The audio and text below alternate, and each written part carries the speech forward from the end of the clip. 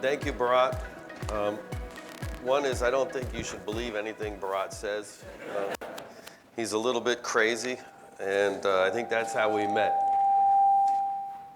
So we'll get some feedback. But Bharat and I, we actually met, and I shouldn't say this because probably some of your AT folks are here, but we had a project that he was on. We were both there, and we really did no work. And all we did is we just started talking, getting to know each other, and kind of ignored what we were supposed to do and had a bunch of fun. But I think in that, we got more done than the other groups. So I think Bharat has a special way of looking at things, of seeing things, and his ability to gather people and to gather people to just be there and think and talk, I think is unlike any other. It's humbling to be here because I look at many people in the audience, you're better innovators, better designers than I think I can ever be.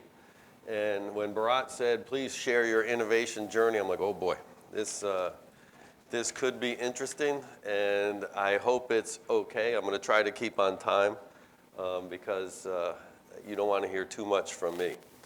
But I want to thank Bharat for what he's done. He's an inspiration to me, and I think a lot of folks in the room, because I think great design takes in inspiration. It takes inspiration from others and learning.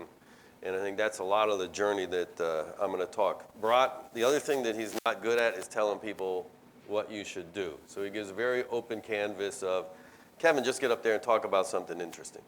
And tell them about your innovation journey. I'm like, what the heck does that mean? So I have Daniel in the back kind of help me put some thoughts together of how did I get to where I am now? And it's kind of humbling going back and thinking through that. I've been 35 years doing what I do.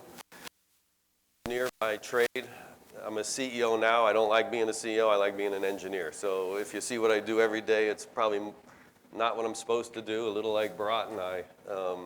And I still love getting involved in design, getting involved in products. And I think ultimately that's what companies are about. Can we make products that really excite our consumer base? But what I'd like to start is tell you why I believe the secret to innovation we can learn from Burger King. Okay? I'm going to try to give you the end why I think Burger King had all the lessons. And as a young kid, we used to go to Burger King. And I wish I had listened more of what they were doing, thought how it could apply to my career in appliances and industrial products, because it does. And I hope you'll agree with me in the end. But when I thought through my product journey, my innovation journey, it started, there's three segments of my career. I would say parts, products, and people. And I'll kind of explain how that progressed. And when I started at General Electric, I started at our industrial group.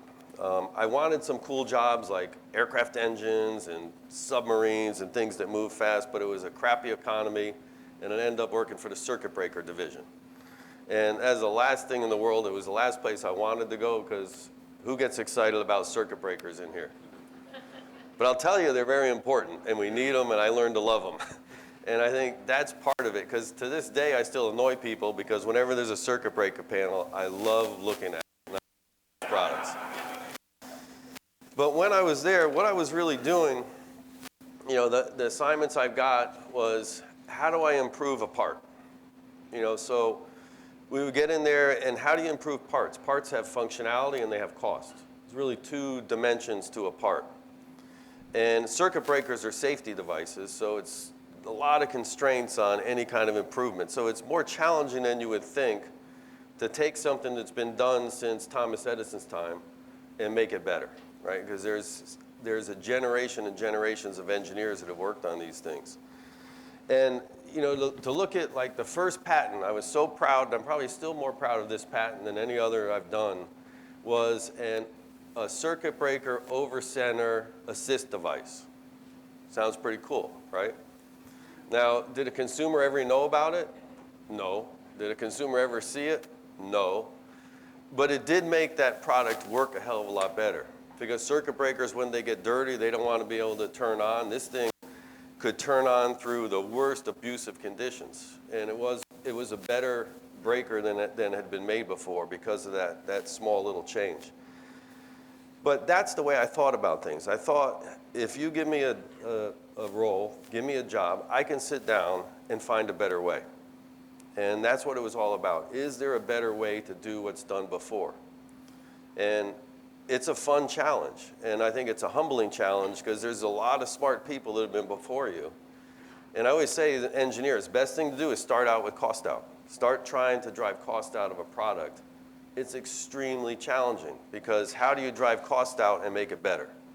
And not sacrifice quality, not sacrifice performance.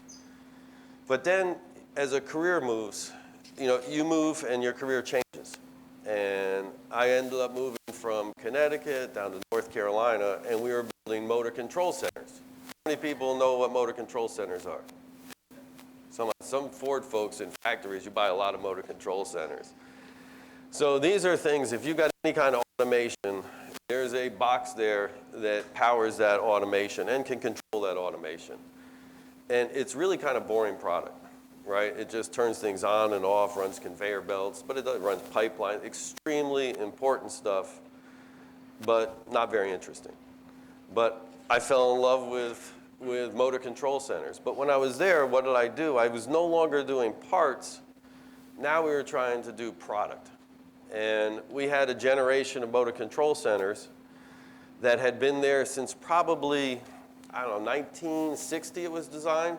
And this was in the 80s. And we were going to redesign this. So something that hadn't been touched for years. No one in the company knew how to do this anymore because it hadn't been touched for decades. And we undertook making this better product.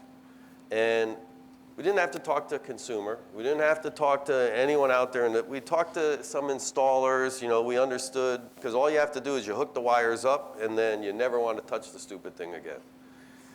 And it's always painted gray. I love that about it, because anyone that gets into a new product, you got to go to your industrial design, and it takes forever to pick a color and market read. We didn't have any of those problems. None of those problems. Opportunities, okay, that's what you call them. But to me, it was the same skill set I had done doing a part, I applied to a product. Let's make it better. There's a better way. And we did a lot. We stripped parts out of that thing. We structured it so that you can now order it with a computer. Before, you had to have a rec engineering department. We were able to structure in this thing so it could be automated. So from a company standpoint, hugely successful. It allowed us to bring in automation. It allowed us to reduce costs. It allowed us to present variation to customers we couldn't before, without adding a lot of cost. And it was interesting. But for some reason, I was like, nobody cares about this stuff. Nobody cares about these products. And, maybe I can go to a consumer product place where there's higher volume and people care. And I always thought it was funny. I always looked at clothes, like, why does a shirt like this sometimes cost $20 and then some people can sell it for $200? Put a little brand on it or something. What is it? It's like magic to me. Because stuff I had done forever is just math. An engineer can figure out, is it better or is it worse? But who says a pair of shoes, like, why are these shoes more expensive because they got this stupid white thing on them? I didn't know. It's some magic I wanted to start to understand. So I came to the appliance business, which was really the most, I would say, design-focused business that GE had. Every other GE business was really behind the aircraft engine. What do you care about that? You don't care how it looks. You care about its fuel consumption and that you're going to stay up in the air and not crash into the ground. So I move over to appliance and really start doing products, really start executing products. And what did I bring with me? That same mentality I had making circuit breakers. There's a better way. And I got to these appliance guys, and they weren't as good engineers. These guys, you're making washing machines, you're making kind of basic stuff, I felt. And I took that same mentality with me. And I was getting advanced in my career, I was successful, promoted, and I think a lot what hurts companies is I knew everything, right? I was, in my old business, one of the top engineers coming out of there. I had more patents than other people. If you look at how fast I was doing, you look at the productivity, that, like our plant in Mebane, North Carolina, we had double the productivity of any other plant in the system. So I walked into appliances proud, and I'm like, we'll show you guys how to do things. You know, you haven't come out with anything interesting, you haven't come out with anything innovative, and we're gonna drive that. And when I got in there, it was a humbling experience. You know, I remember there was an individual that was the CEO at the time, Dave Cody. Does anyone in here know Dave Cody? So Dave, he was, 3M. I mean, a lot of things Dave went on to do. And I remember the first day, because I would go talk to installers and others, and they would send me out as the engineer. When we screwed up a product, I had to go out and fix it. So I did a lot of dangerous things in my career there. And I don't think they'd do what we did. I was out fixing pipelines, and I had no electrical. We shouldn't have been doing what we were doing, but we did it because it was cheaper, and we wanted to cover up our mistakes. But I remember talking to Cody, I'm like, why don't we get as engineers here to go out and see things? He says, the last thing I want in the world is an engineer to talk to our customers. I was like, what the heck? I was like, this is an interesting business I'm in now. You engineers just stay back there and make things better. And I'm like, okay, I understand that part of it. But what started to happen, I had some successes, some interesting products. One of the first one I did was the Advanium, right? And it was, I don't know if anyone's heard of the Advanium. See? It's interesting, but probably not successful. And it was a speed cooker. It was how you cook with light, how you do things. But it was a lot of engineering went into that product.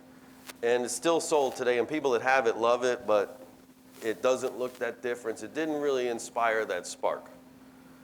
So then I went on and I kept doing these things, and I made a lot of dumb products. I wrote some of them here. High-tech garbage disposal. How many people have a garbage disposal? So that thing, GE invented it years ago. It was called the Disposal is what we came out as our branding on it. And I'm like, this thing hasn't been changed since the 50s. There's got to be a better way. So we put in BLDC motors, direct drive. I even had lights in there so when it was crushing, it would light up with different colors and see things. I'm like, this will be cool. You'll see lights coming out. We had sensors in there, so if you ever put a fork in there, it would know right away and wouldn't crush it. And it was beautiful. It was a shorter footprint, so you could more stuff under the sink. And I spent quite an amount of money developing this thing. And it was me. I was on a mission. I'm going to make a better garbage disposal. It was a disaster. The marketing's like, we don't want this thing, and I had the thing working, and it worked really, really good. This thing is incredible. Quiet, you could hardly hear the thing. That's why I needed the lights. So, utter disaster, waste of a ton of company resources, never went to market. Next one I thought was a really good idea. A heat pump gas water heater. So heat pumps all the rage right now, right? We were the ones that did introduce electric heat pump water heaters into the US market. And that was a growing thing, and it will do very well, that product. But I'm like, well, if we can do it for electricity, why don't we do it for gas? How many people have ever heard of a gas heat pump? It's very difficult to do, okay? We had to charge these salt and have kind of a switching system. I got some technology from Sweden where they were using the sun to make refrigerations. I'm like, oh, we could maybe take that technology and apply it. And we made one that worked. And we made a gas product that added over, typically a product has an efficiency of, say, 80%, 95%. This thing had 110% efficiency with using gas. Now, what's stupid about it? One is gas is cheap in America.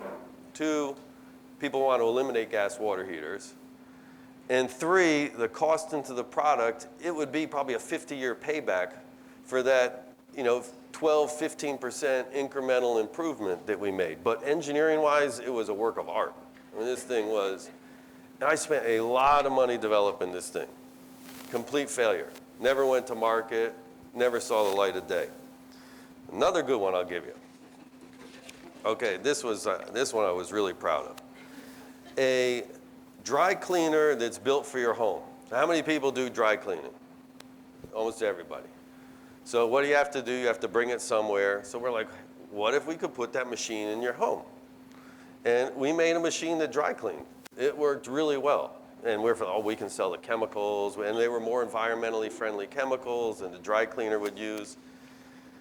But we were solving a problem that was not a real problem, because where are you going to put this dry cleaner in your home? You got a space for your washer and dryer. You're going to tear down a wall and put in a third product for we wanted you to, because boy, we can make a lot of money on this dry cleaner. And the payback was not good, right? Because you're dry cleaning your shirts and stuff.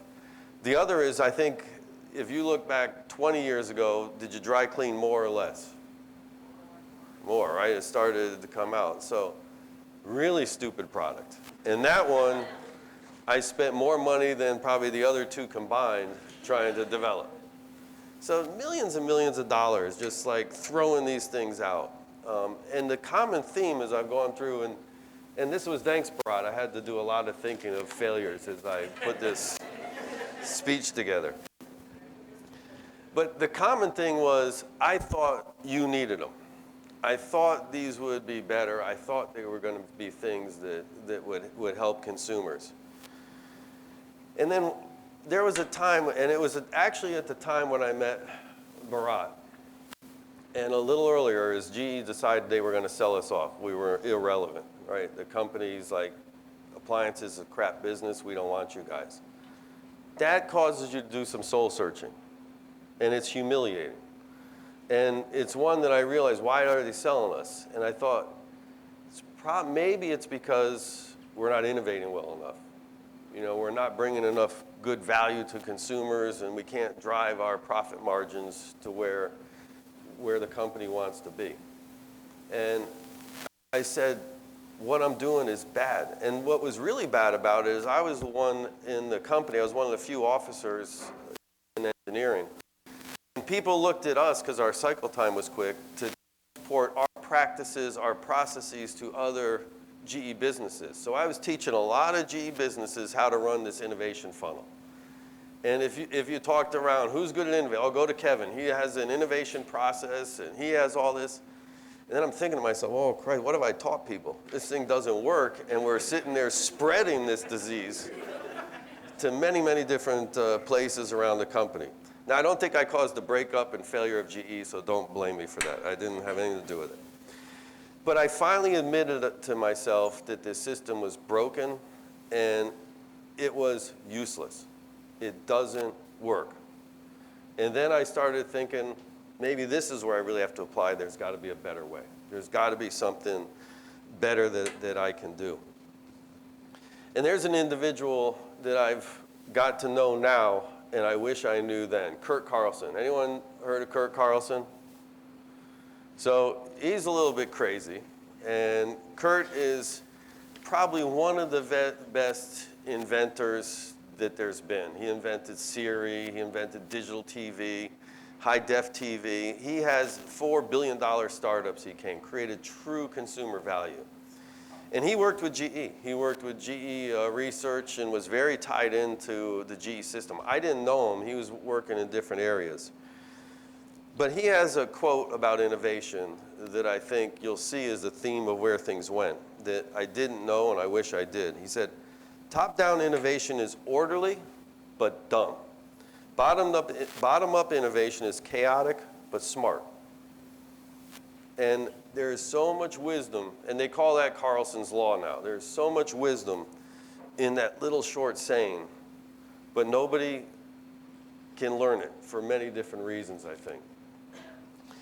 But the whole thing on there is, can we have a system that really understands what consumer wants and works on their needs and not what we want? And I think that's what these innovation funnels, you know, who judges what gets through the funnel? Typically, where does that judgment come from? Finance, right? The CEO, management. And how often do they know what the hell they're doing or what the hell a customer wants? Don't. But they're the ones that are ruling what comes through that funnel, and it doesn't work. And I think if anyone really analyzes their innovation process, their return on investments of R&D, it's humbling. And I think many of us that are in that field, we protected it and we tried to hide the real numbers, because if people really saw them, finance will kill you. They'll cancel. And that's why when tough times come, what do most companies want to do? They want to, let's reduce R&D. You know, and every company struggles, you know, what percent of sales is your R&D? Is it 2%, 4%? How many here are working for places that have an R&D percent above 10%? So it's rare, right? It is very rare. And typically, if you have that kind of investment in R&D, it means you got a pretty good process because someone's seeing there's value and they want to put more money in it. The fact that we're running product companies with an innovation budget that's 2%, 4% probably is what the average is, tells you nobody really thinks it drives value or we would invest more in it. So why don't people realize it doesn't work and it's broken and reinvent it? That's what we got onto for G Appliances. And that brings me to out of parts. I went through products, and now I got to get into people. And I say this is where people comes in. What we did is me and another individual, Venkat, he's now running innovation at Starbucks, but he was running my funnel for me. And we just said one day, you know what, this is broke, let's just stop. Let's just stop what we're doing. And we took around 3 months, no approval, anything, and just went out and started learning. There was an individual, Ben Kaufman from Quirky. How many people have heard of Ben Kaufman and Quirky? If anyone's met this guy, he's crazy. He's crazy. I mean, you can validate that. He was doing some things with GE. GE couldn't stand him, right? And actually, GE lost a lot of money. I mean, this kid burned through like $35 million in Quirky, went bankrupt. But I went out there and I worked with this guy and learned a lot from him because he's crazy, but he's brilliant on what he does. The other, Eric Ries, probably a lot of people heard of Eric Ries, you know, lean startup. We went and studied what is he doing, what is he thinking. You know, funny story with Eric is he came to G Appliances and he's telling everyone startup and everything, and I brought him out to our refrigeration factory, where if anyone's been into a refrigeration factory, it is not easy to make a refrigerator. The tooling, the chemical processing, and he's like, oh, just make prototypes and launch them. I'm like, Eric, look at this stuff. How am I going to make a prototype? He says, what is that? I said, what do you mean, what is that? It's a molding press. And he's like, I've never seen one of those.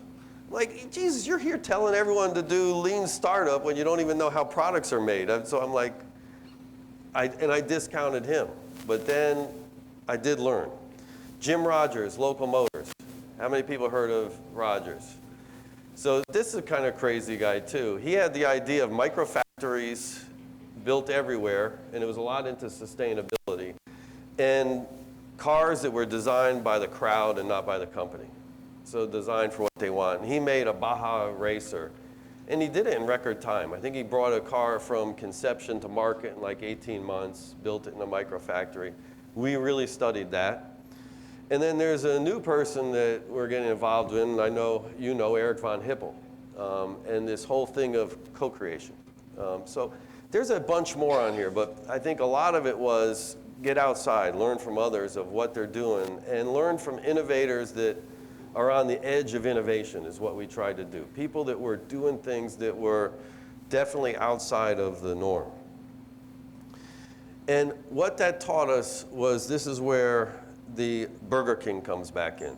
So Burger King, the saying is hold the pickles, hold the lettuce, special orders don't upset us. All we ask is that you let us serve it your way. So think about that. How many companies think like Burger King? Serve it your way. So our factories, we want to serve it our way. Like I want to make, if I could just make white refrigerators, white washing machines, that's why they called them white goods. I'm like, those were the good old days. Let's bring those back, right? One paint system, one color, one SKU. You know, that's the Henry Ford mentality. But that's not what you want, right? All of us want something different. So that really brought us into challenging how we do things, what we do. And then we came up with this idea of first build that Bharat talked about. And what we did is, and we got in a little bit of trouble, but they couldn't fire us. Well, they could have, but they didn't. Is we took all our innovation money and we stopped doing all these long-term programs behind closed door. We opened First, which is on the university campus in Louisville, and it's open doors. So any of you could come in there today if you drive down there quick, or tomorrow, or it's open to the public. You see everything we're doing. So we said, let's flip everything on its head. Get rid of all badges, everything else. Let consumers see what we're doing. And we open it up as a maker space, so you can come in there and make cool stuff.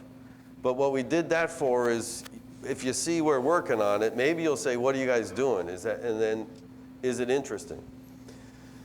So that really changed things quickly, is we started working on it, and we had simple rules. We need 12 new products a year. This place has got to break even, and one of those products needs to be a success, right? And that's what we measured on. That's simple. And the break-even thing was interesting, because the thought there is if you can have an innovation hub, an engine, that doesn't cost any money, finance can't kill it. And it should be recession-proof. It should be, when times get tough, why would you kill something that's breaking even, is throwing value back into the company? So we had that goal. 12 new products a year. It was a small team. We had like 10 people. What did that force? You can't spend too much money, because you got to break even, and you got to go really quick. And the only thing that counts as a product is something that's sold. So there has to be a money exchange product. That drove innovation like I've never seen. You know, we opened this thing, I think, what is it, Daniel? It's 8 years or it's 10 years now. So I think we're coming up on our 10-year anniversary. Our rate of innovation at G Appliances is night and day from what we had before. You know, at first it was just at First Build. When I've been CEO there about 8 years. We're trying to bring that culture back up into G Appliances. And what it is it really puts things on its head. And the only thing we're allowed to work on there is I am not allowed as the CEO to go down there and tell that team what to do. That's against our rules. The only people that can cancel a program are the public. So when they come up with an idea, if nobody's interested, it dies. If there's a community that's interested, it lives. Like that pizza oven Parag talked about. We had one individual quit his job to come there and work with us on it, because he's like, I gotta have this thing. I want a pizza oven in my home. The guy was crazy, I thought. And you know, we developed something, and then we had a bunch of pizza chefs and people. Like, I don't know how to make a pizza. I don't even really like pizza. But these people were crazy about it, and that's why that product lived. And you know, that's been good for us. But the other one that we came out was this Opal Nugget Ice. Have anyone heard about this chewable ice? So that product has been incredible. Now there's starting to be competitions. About 8 years it took competitors to react, but it's chewable ice, and it sits on your countertop. The margin, the money we made on that. So First Build, my goal was to break even, but it became one of the most profitable places in areas in our company. I mean, we were making 50, 60 millions a year in margin off of that stupid ice maker. And everyone thought it was a joke, but why did we do it? There were some sales guys, and sales guys don't work too hard. You know, they got up every day, and they went to Sonic and bought ice. And I was like, what are you guys doing? Why don't you go sell some stupid appliances? Oh, this ice, we gotta have it. And we gotta have the ice. So we started thinking, well, what if we could give you a machine that makes that ice so you can stop wasting our time? Then we started doing some online things. We found people in Texas loved it. We found women liked it more than men. All kinds of things we started seeing. And we went to a Kickstarter. Said, let's see if really people like this. Kickstarter's like, we're not dealing with you. You're G Appliances. Indiegogo took us on. It was, I think, the second most successful Indiegogo program ever. It just took off. So we had that product paid for development before we ever made anything, because we were faking it. We had this plastic box. We didn't know how to do it. When we went and we sold it. And GE, they got really mad because we sold all these products and we still didn't even do one thing of engineering on it. So I was like, oh boy, we're in trouble now. We got to actually make this. But what happened? We knew we were coming out with a successful product before we started the innovation process. And that's the path that we've been going down. And it's been, I think, success after success. We have an indoor smoker. We just came out. We launched that at CES. I think last year was the first time that hit. Has anyone heard about our indoor smoker? So the thing is crazy. And that's when I tried to kill that program. I thought it was the dumbest thing in the world to smoke food inside your house. But the people wouldn't let us. We had this following of that. And these people. And I would say one thing recently that I'm proud of that came out of our product lines, because we're starting to run this culture of zero distance micro enterprises across the broad company. And our laundry team, we have ERGs, so there's an Hispanic group at our company. They came up and said, hey, we're not being served properly. So we now have Spanish laundry that they just launched. I thought it's dumb. It was just like, okay, you take the words of the machine and you turn them into Spanish. But as I learned, that's not all they did. There were certain cycles that the Spanish community wanted that weren't being served properly out of our standard washers. So they changed some cycles, changed things. That has been a big success. Home Depot, Lowe's, if you go to certain high Hispanic markets, they took things off the floor to put this unit on there. So it wasn't much engineering, but it was consumer. This process really is different than your typical market research, typical panel. You know, we don't do that stuff. We still do that on some traditional improvements we make on product, but I think my lesson that I've learned is it's people. This innovation is a people, it's community back and forth. And stop looking at big hits, start looking at satisfying small groups. We're working with the Jewish community in Brooklyn, and we've turned that oven into a matzah cooker. And during Passover, you know, there's only a certain kind of matzah that you're allowed to use. That can cook it. And it's been approved by the top person out of Israel that says, yes, authentic, this meets all the Jewish. So I think this one guy came up with the idea, and that made me really proud. It was like true co-creation, is he came up with a way to turn that into a matzah cooker. So we're making that for him now, and he sold about 4 of them so far.